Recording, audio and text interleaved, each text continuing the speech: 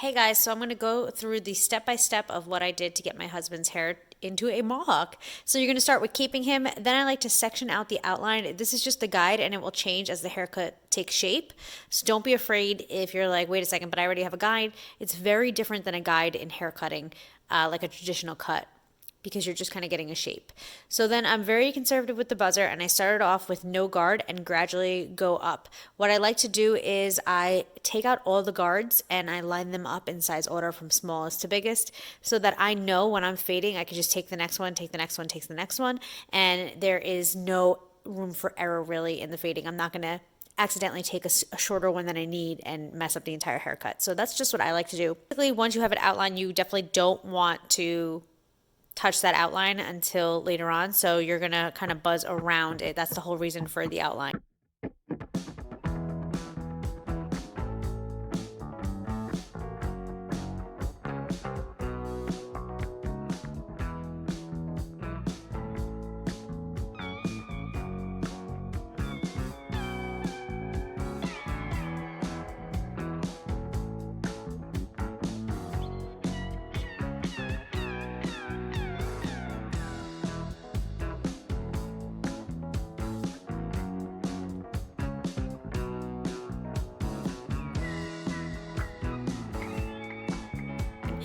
So haircuts are like paint, color, makeup. They look crazy until it's done. So if you notice his eyes are closed, that's because I was like, please don't open up your eyes and look at this until I'm done because it's going to look crazy, which was actually kind of fun because he had no idea what to expect. He gave me some pictures for inspiration, but I kind of just went with whatever looked good on him.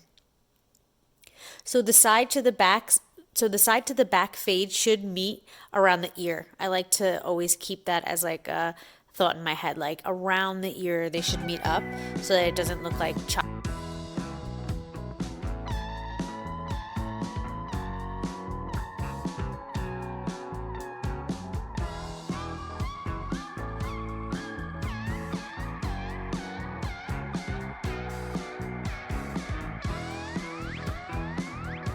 I touched up the outline. So as I had said earlier, this is not a traditional cut. So usually with the traditional cut, you don't want to ever change the outline. You want to keep it the same. Otherwise you'll mess up the whole haircut. This was a little bit different because the word I'm using for outline is just kind of the outline of the shape of the mohawk. And as I was like seeing it take shape, or as I was like looking at it on his head from the front, I was like, I want to make sure this looks like a mohawk and doesn't look like a faux hawk or his traditional cut or a mullet.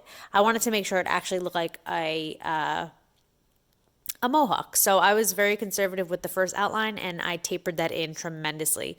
So then I'm just going to fade the back and then I'm going to speed this up for your viewing pleasure because this was a long haircut for me.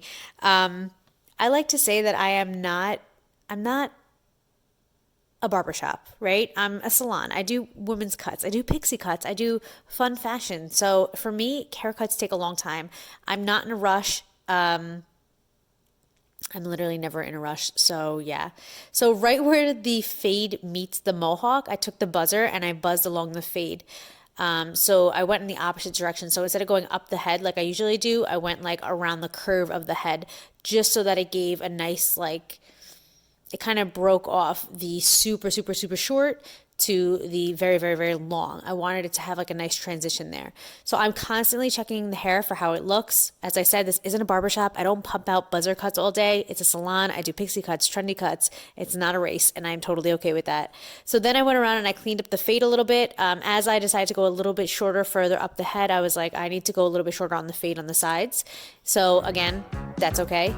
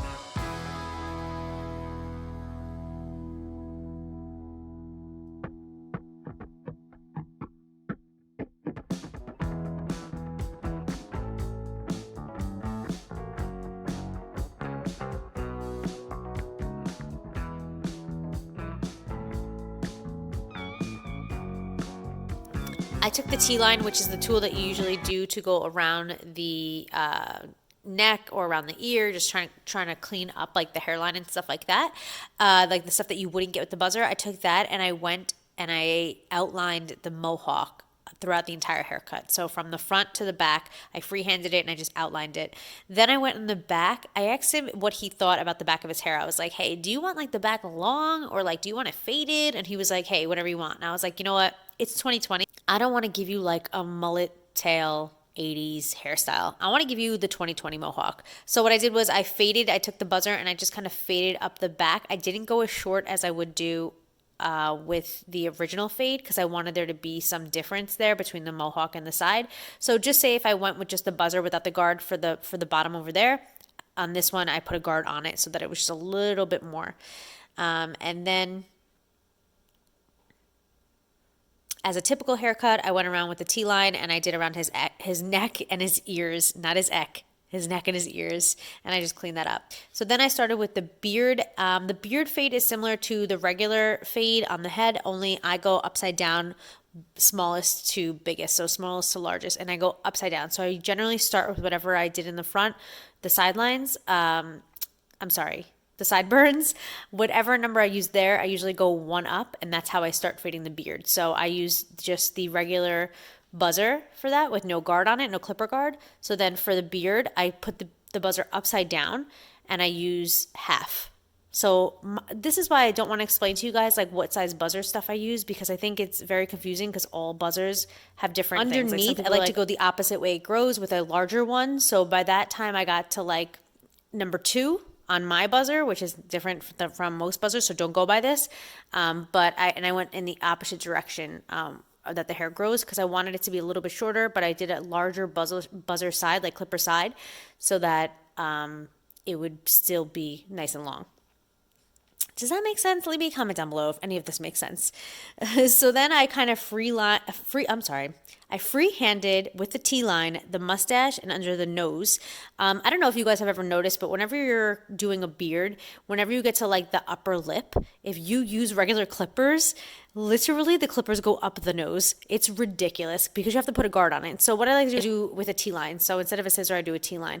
And I use the comb to be my guide so that I don't go too short. And then I T-line the sides and like the top of the beard just to give the beard its actual shape. And then I always promote taking a step back and looking. Whether you're doing an updo or a haircut or color or anything, take a step back and look at it. Do you think it looks good? You have eyes, use them. So then I like to do the eyebrows and I do the T-line over the brows. Okay, so now we're going to bring them to the shampoo bowl. The reason why I think that this is an important step is sometimes there's little hairs that will get caught and it'll kind of make your fade look a little wonky. So you want to just kind of rinse off everything. I use the watercolor shampoo in Black Coffee. This is pretty much the same color as his hair, so it's just going to kind of give it a little bit of extra shine, a little bit of extra oomph. It's not really going to change the color because it is pretty much the color that his hair currently is. So it's just going to kind of give it like a little bit of shine. You guys know I love watercolors.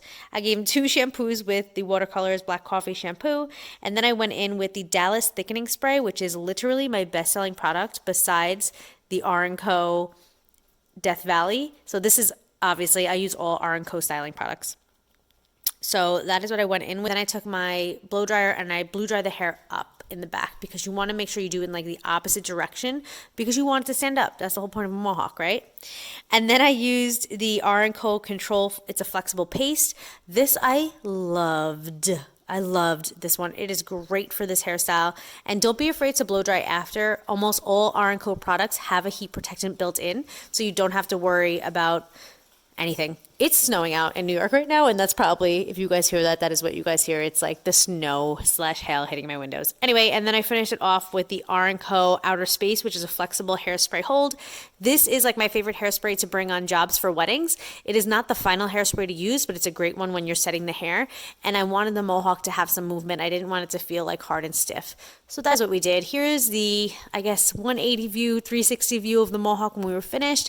And then here's a picture of it styled when he took a selfie of himself. Thank you to my husband. And then here is a picture of us the next day. He had styled it himself this day. And I still think it looks bomb.com. But so you guys can see what it looks like from the front, because that is most important. All right, guys, I love you so much. Thank you so much for watching this video. And I hope everybody's staying safe and warm and healthy. Love you guys. Bye.